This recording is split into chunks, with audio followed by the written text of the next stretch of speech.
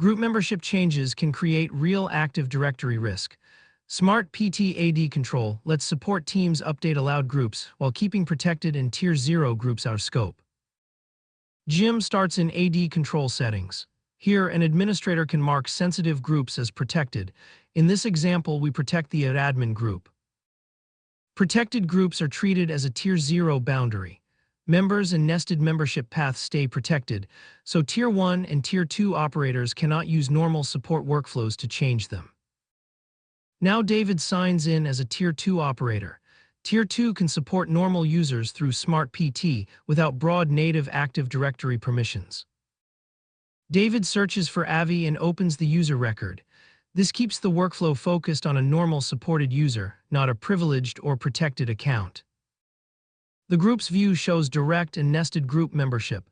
This gives the operator context before making any change.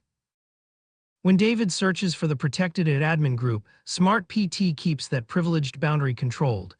Tier 2 must not add users to Tier 0 or protected groups. For an allowed helpdesk workflow, David adds AVI to the GPO helpdesk group. The change is performed through SmartPT AD Control, not by giving David broad AD permissions. The result is controlled group management. Protected groups stay protected, safe delegated changes are possible, and administrators keep the workflow auditable.